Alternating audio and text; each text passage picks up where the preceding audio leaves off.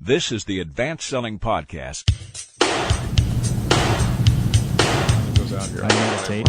I light a candle I burn in the Northwest. The aim of this podcast is to help business sales teams grow their business with modern strategies and philosophies. Now your hosts, Bill Caskey and Bryan Neal. We come to you every Monday morning. We release a new episode. Mm-hmm. Usually it's really early in the morning. Yeah. But sometimes it's later in the morning. But it is on Monday. And the point of that is to give you some things to think about as you head out to your week. I just finished a training class today. Is actually technically Friday. Okay. And isn't it amazing how different the air is in the training class on a Friday versus a Monday? Yeah. And I've got 3 different clients that I serve on Monday. It's dramatically different, those two. The ones that I have on Fridays. You know, in the month of August and September, I have a training every Monday morning at 7:30. It's good. Great. You should move that up to 6. Yeah, that's right. That's good. Well, I come in and I create the podcast. But anyway, we're glad you're joining us today. You can go to advancedsellingpodcast.com, and we've got all sorts of, we get a lot of emails from people where we have suggested they go download something, or we've said on past episodes, email us. Yep. If you're looking for something that we have talked about, it's probably on the website. There's a place there called Toolbox. Go to advancedsellingpodcast.com, click on the Toolbox, and there's all sorts of PDFs and other things there that you might like. So if you've listened to past episodes and we've talked about some forms or some things on funnels, we've done some audits and things like that, just go there and you can download to your heart's content. Yep. A couple other things. One, we got an email the other day from one of our listeners who said they had trouble downloading some of those old episodes, some of those old classic episodes. The classics, yeah. Back when we were in mono. When we were awful. On the cart deck. We were awfuler than we are today. But some of those old ones, in fact, they're not that old. Beginning of the first of the year, we had a problem with our host. They are now up. So if you go to advancedsellingpodcast.com, there's a little thing there called archives. Mm-hmm. Archive is when you catalog things from the back. Oh, you know what that is.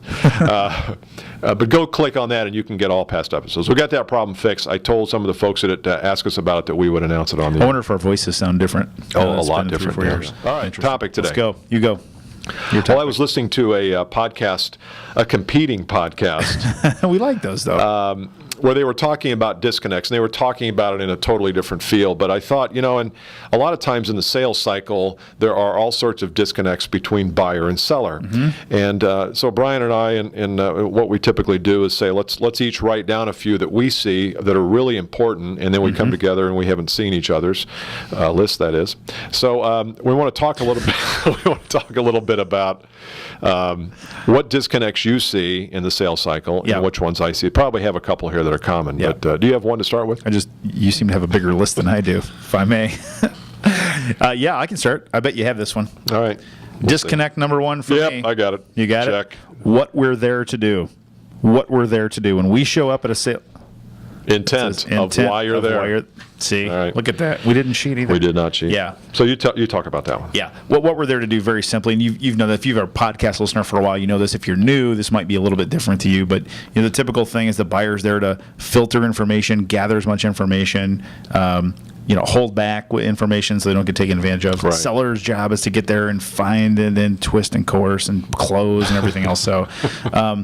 The way to get connected is to be real clear about why you're there. You're there just to exchange information and then just see what happens after the information is exchanged. And if there's a reason to continue forward in a conversation, you do. And if there's not, you don't. Yeah. And you made another connection in the marketplace. But I think everyone comes guarded that way. And then if we don't come with the same reason to be, then the conversation is not honest and open and doesn't go anywhere. And it gets derailed really quickly. And after the first call, you get back to the office and someone says, well, how'd it go? Oh, it was a good call. It was a good call. But it really wasn't a good call because you're off track. A lot of buying signals.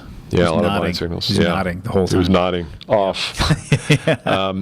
So what is the answer to that then? If so that I can avoid that disconnect, what would you suggest I do up front? Yeah, I think that one thing, we've talked about the mentality of this, first of all, and we talked about this even on the last podcast, is just how I show up. That I've got to show up with the right ring. I've got to show up curious and interested and intrigued and wanting to understand and learn, but I can't show up with anything about getting or wanting to close the deal or get the business.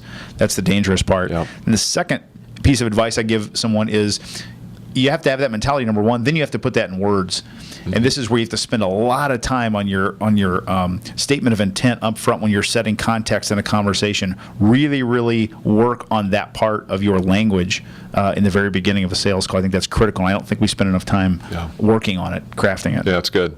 I think the prospect is usually uncertain. When a salesperson shows up, even if they've invited them in, there's an uncertainty and a skepticism and I wouldn't say nervousness, because I'm not sure people get nervous, but just an anxiety level that vibrates a little bit. Yep. And so I'd say you show up with that same uncertainty and skepticism. You're uncertain about whether they should work with you. You're uncertain about whether you want to work with them. Right. You're skeptical about whether they have a problem, or if they do, whether they really want to solve it. So uncertainty and skepticism seem to be negative, have negative connotations to them. But I think they're very positive. I think it's exactly where we need to show up. I like that.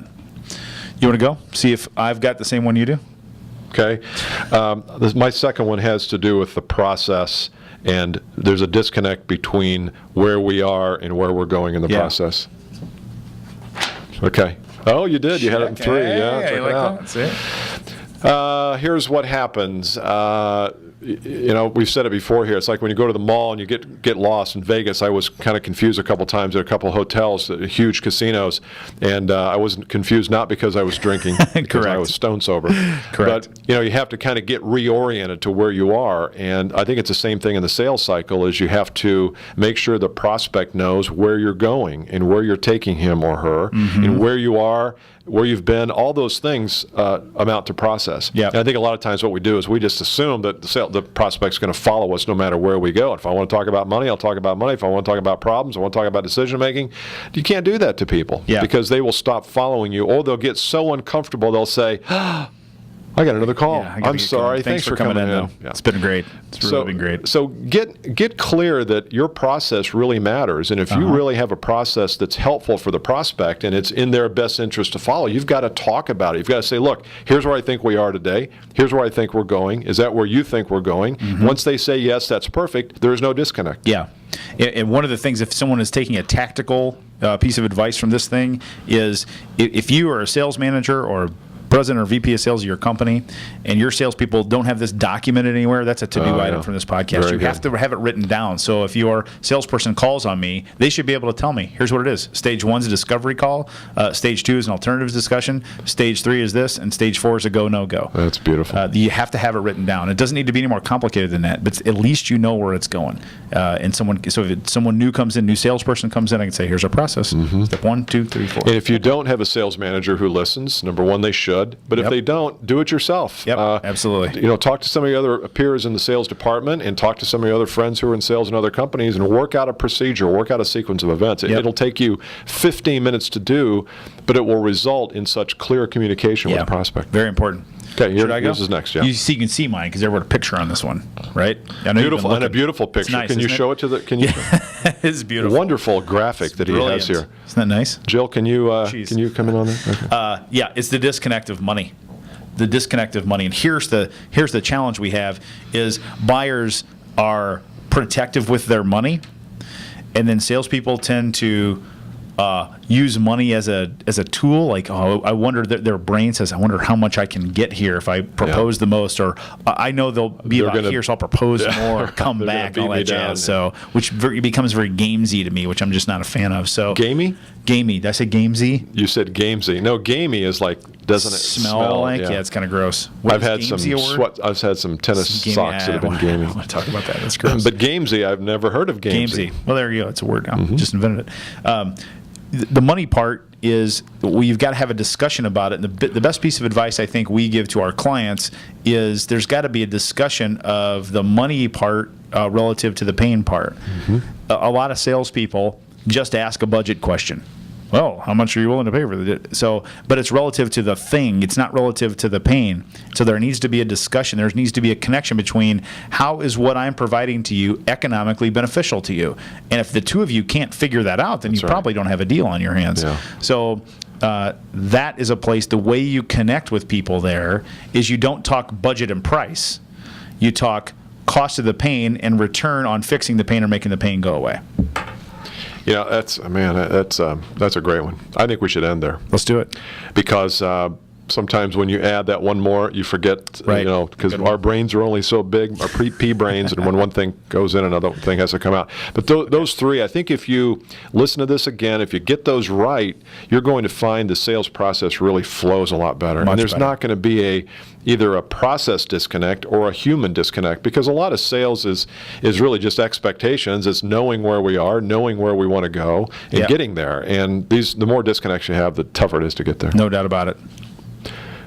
You can contact us at listener@advancedsellingpodcast.com if you have a question you want to get to us, or a critique, or Shout some out. kind of suggestion or Anything. shout out. Yeah. Yeah.